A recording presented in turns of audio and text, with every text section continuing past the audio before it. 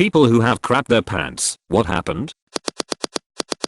My family won't ever let me forget about my cave experience. It's funny now, but as an 11-year-old boy it was the end of the world. One summer my family decided it would be fun to spend the afternoon hiking up to a well-known cave in the area. This cave was the sort that gave large guided tours and was a fairly popular summer destination. The cave is about a 2-hour hike up a mountain. Our party consisted of my dad, myself, my twin brother, my teenage brother, and a teenage girl who was a family friend. We begin the trek up to the cave and all is well. About 15 minutes before you get to the cave entrance there is a large sign that says restrooms last chance.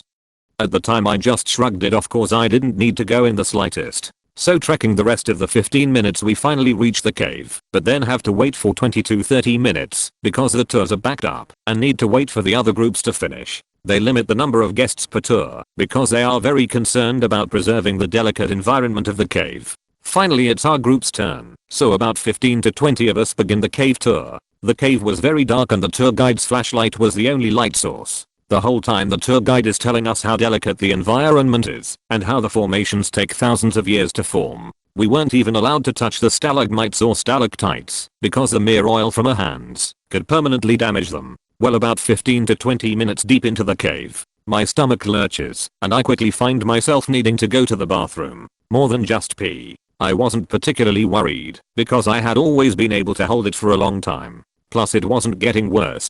Oh how I was wrong. It got worse. A few minutes later I completely lost focus on what the tour guide was saying, solely focused on keeping my rectal muscles clenched. Oh god, oh god, oh god. As the tour progressed this 11-year-old boy was praying to Jesus harder than he'd ever done. Pleading to God progressed to bargaining. Oh god, I can't hold it much longer. I realize that it's only a matter of time now. So after waiting this long I whisper to my dad, "Dad, I really need to go to the bathroom." My dad knowing there's really no way back as the cave behind us is dark AF and the only way out is forward, so he tells me to just hold it. After a few more frantic prayers to Jesus, within the crowd of 20 people all confined together in this musty cave, I hear my obnoxious teenage brother shout, "Ugh, it smells like some fat guy just farted." Meanwhile gravy is dripping down my leg. The entire contents of the Hoover Dam freely flowing down my leg and onto the precious stalagmites we weren't supposed to touch because it had caused permanent damage. Explosive diarrhea splattered all across my pants, my leg, my shoes, the cave,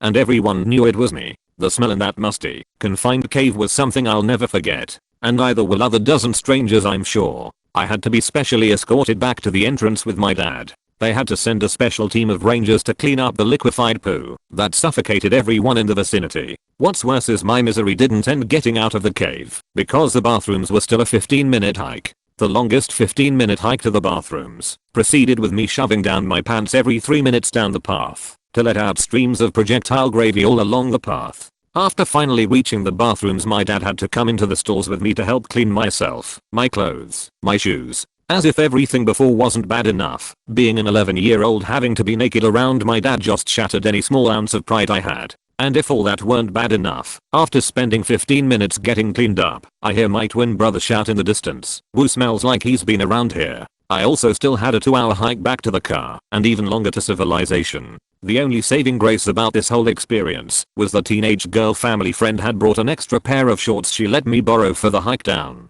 I didn't realize it at the time, but she must have been on her period to be so prepared. Also learning that the rest of that day's tours were cancelled was just the cherry on top of the whole thing. My family has never let me forget this experience, and occasionally we all bring it up and laugh when we talk about most embarrassing moments. I laugh about it now, and I usually can top most people's most embarrassing moments. Also to the park rangers who had to clean up my diarrhea in an unventilated cave. I'm sorry, that must have really sucked. It was in my 9th grade algebra class. I raised my hand several times to ask to use the men's room. Each time, the teacher said no. Finally, fearing imminent disaster, I left on my own. I hustled down the hallway and around the corner. Less than 50 feet from the bathroom, I felt the first turd drop from my jaws. I kicked it towards the lockers and kept going, leaving a path of pure fecal destruction in my wake. The worst part? Walking into the men's room, shit streaming down my legs, and seeing 4 to 5 popular kids cutting class. It's been more than 15 years, and I've still never been more embarrassed. They laughed really hard, and I can't say I blame them. To their credit I don't think they ever told anyone else. Not sure if that was a sign of humanity or just a reminder how anonymous I was back then. Teacher was fired because they said no to a kid and he peed himself. This kid was a total dork, but man, no one laughed at him. Actually, we all had mad respect for a guy who gladly called the teacher a total bitch. She said she'd call the office, and he said sure, and they'll know you broke the rules and you'll lose your job. She reported him for insulting her, but she was still fired for denying a student to use the restroom. I've told this story to friends and received mixed reactions, so why not test the internet? When I was 26 or so, I was in a Zipcar hourly car rental when the acidic shit feeling hit me hard. I went to add time to the car and some bozo had already reserved it, so I knew I had to bring it back. At this point I'm sweating, have the chills, and can't adjust my position as I'm screaming through traffic trying to return the car on time. I make it to the garage and luckily the next driver wasn't there to see my pain. I walked slowly and deliberately down the stairs and to the street to be greeted by a rainstorm. Now, I was already going to be wet. I had the day off, and I had a 6-block walk that I knew I couldn't make. So I thought way back into my memory bank and sorted all the stuff that happened in my life and realized I didn't have any bad memories of shitting myself. So I deduced that it couldn't be that bad. I figured it's just shit. It will stain my underwear and I'll be done. Nope. I'll let it go, and it felt amazing. It was such a relief. But instantly I realized that this was rich chocolatey Ovaltine coming out, not a good solid Yule log. It was very warm as it rushed down the back of my legs and then it settled into my shoes. Then the smell hit me. OMG. It was bad. Like sick poops in an old folks home. Once the instant relief was done, I had instant regret. I looked back at my legs and my jeans had gone wet and brown. I looked down at my Nikes and they were ruined. I started running. I was so afraid I might see someone I know, and the rain is the only thing that kept that from happening. I got home, turned on the shower and just stepped in. Fesses was everywhere. I tried to wash my $200 G-Stars to no avail. The Nikes were shot. I had no money to replace either. It was a bad move. I have celiacs, and it's a bit of weird thing. It's an autoimmune disorder, so it can take anywhere from a few minutes to 72 hours to really kick in. I lean more toward the 72-hour mark. It also doesn't trigger on the slightest exposure. It's not an allergy. There's a certain threshold. A sandwich man with tainted gloves may or may not set you off. Guess who had a beer and thought, no, I'll totally be fine. Guess who got a bad cold the next day. Guess who had horrifically painful craps 2 days later. At around 1 PM, I finished crapping myself hollow. I think, geez, that's 15 pounds worth of crap. No way I have anything else in me. I finish up, stand up, and pull my pants up. And then, I felt it. Not a pain in my guts, but a tickle in my nose. The cold, I think. No big deal, I think. I sneeze, and when I do my colon shotguns out the last vestiges of spite it held, I crap myself, not 15 seconds, after standing up from the toilet. Was in high school, held in a shit all day cause I couldn't use public restrooms. Germophobia, I guess. Walking home after school, stomach in pain due to holding in shit all day, thought I'd fart to relieve some pressure. I can now use public restrooms, no matter how dirty they are. Similar thing happened to me when I was like 12. My family and I were at Walmart, and I had to crap really bad, but didn't want to use the restrooms there, so I thought I could wait till I got home. Halfway there I was begging my mom to drive faster, because it was on the way. We hit a bump, and I crap all over myself. I too can now use any public restroom. When I was 13 or so playing cricket once, we were batting, similar to baseball, and I was the next to bat. I really had to piss, so I went round to the back of the shed my team was sitting in. I was already padded up and began to piss when I heard a big cheer from the field that only could have meant someone was out and I was in. I pushed so hard to finish the piss quickly that I ended up dropping a nugget in my underwear. The worst part was I was already late to walk onto the field, so I just had to walk out there with a turd in my pants and go on with the game. Pretty much how it usually goes. Gambled on a fart and lost.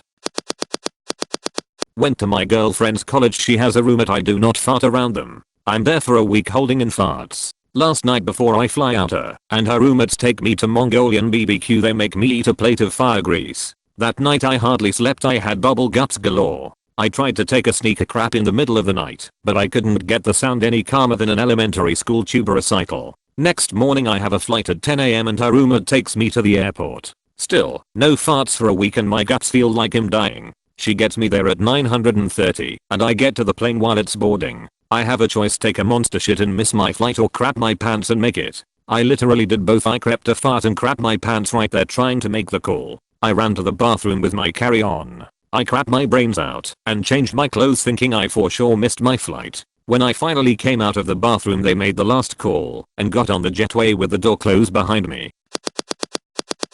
I tried to get my S/O out of the bathroom so I could crap, but they were putting on makeup and I'm such a nice freaking person I walked out and shouted a little. I told you it couldn't wait, goddamn I told you. Had this once with the only bathroom in our shared flat I just moved in and the girl was just showering for ages. Really felt the pressure coming and didn't know what to do, but found a solution that worked out, but that's I'm not proud of and will probably never tell people I roll. Took some napkins and a plastic bag and went outside. Usual neighborhood so no way I could crap in the garden or SMTH without being seen. So I got into my van, tinted back windows, and tucked crap into the plastic bag there. It was huge and the car smelled instantly, but I sealed the bag and got another few bags to put around and then dumped it in a nearby dumpster. Put down the windows for the rest of the day and got some coffee to sprinkle inside, and the next morning all smell was neutralized and nobody noticed. Whenever I drove around with a van with like all my buddies inside, Dodge Caravan, 7 ppl fit in, I always thought like, if only you guys knew I took a crap right where you sit.